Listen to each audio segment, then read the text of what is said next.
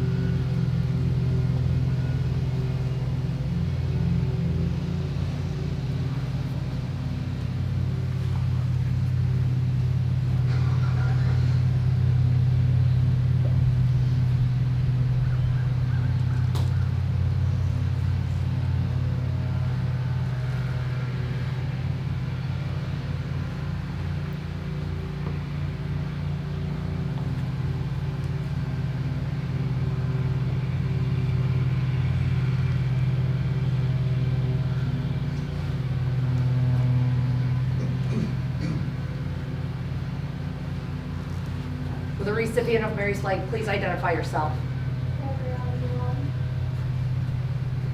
Ma'am, on behalf of the President of the United States Army, and a grateful nation, please accept this flag as a symbol of our appreciation for Mary's honorable and faithful service.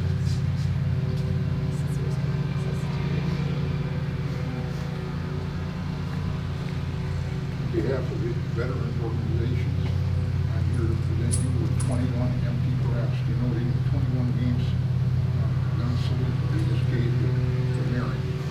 This is a card from our team. May God bless you, your friends, your family, and may God bless America. Present. Arms.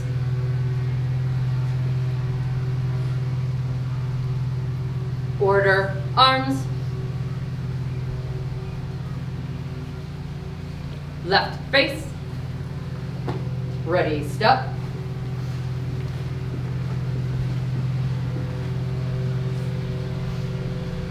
On behalf of the President of the United States, the Department of Veterans Affairs, and a grateful nation, please accept this President's Memorial Certificate as a symbol of appreciation for all of your loved ones' faithful, dedicated service to our country.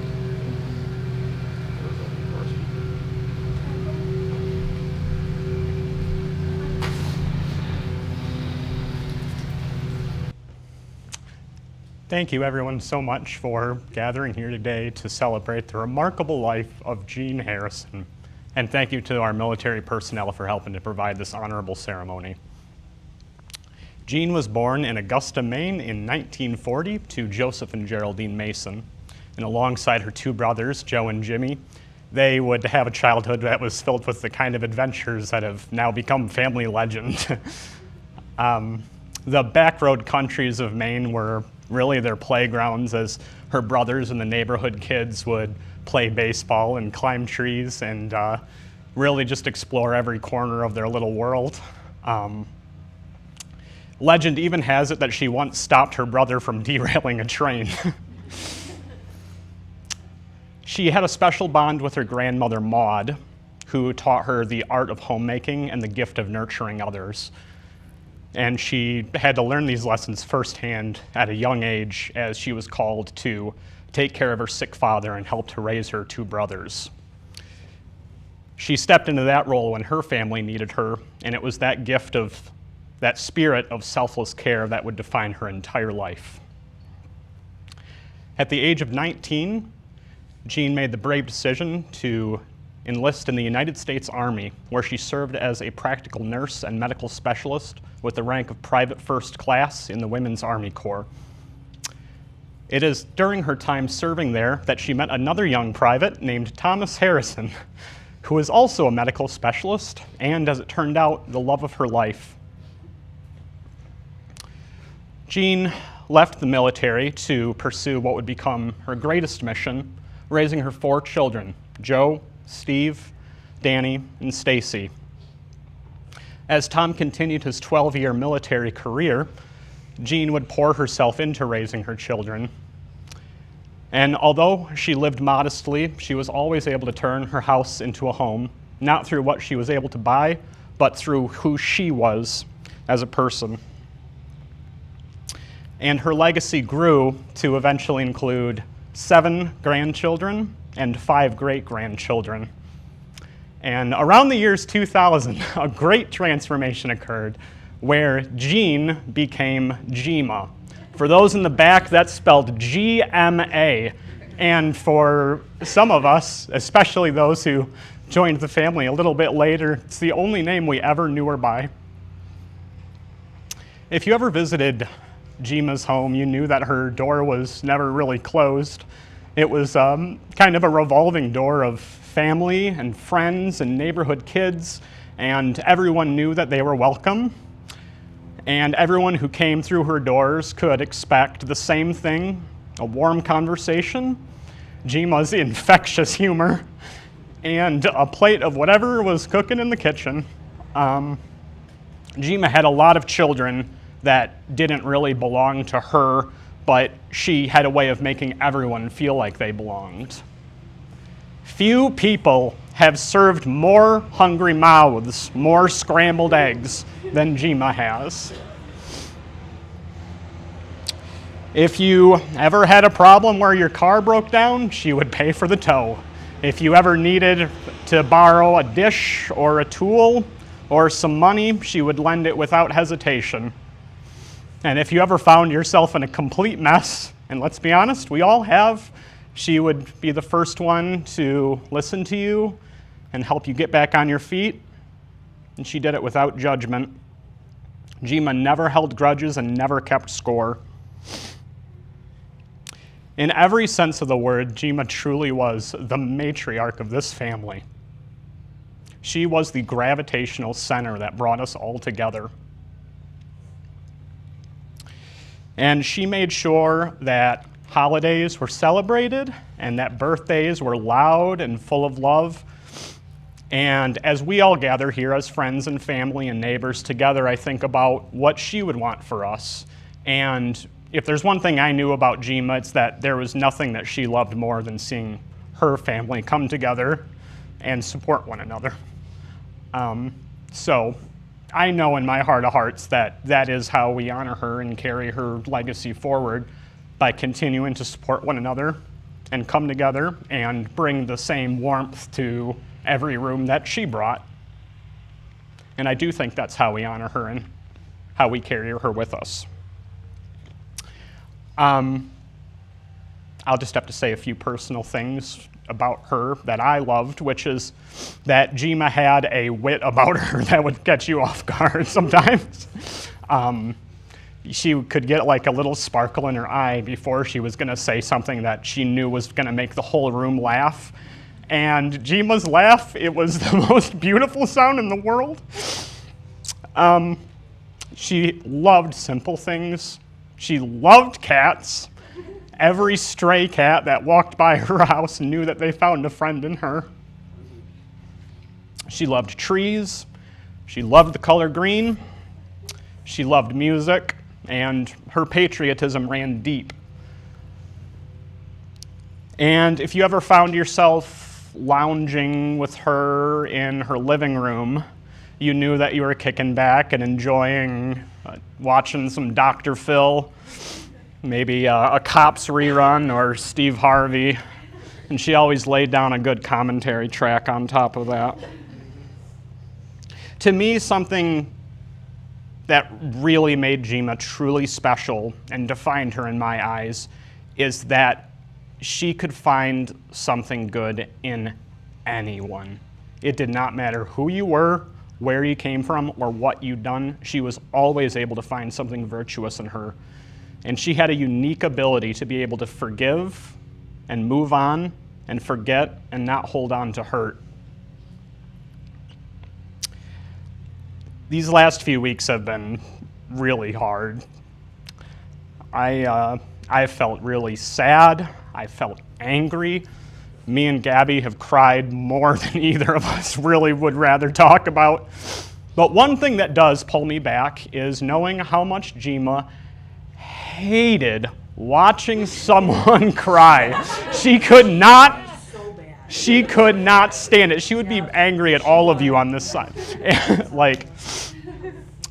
So something that does pull me back is thinking about that, and I can kind of hear her tell us to pull it together and to try to find the good and to keep on going.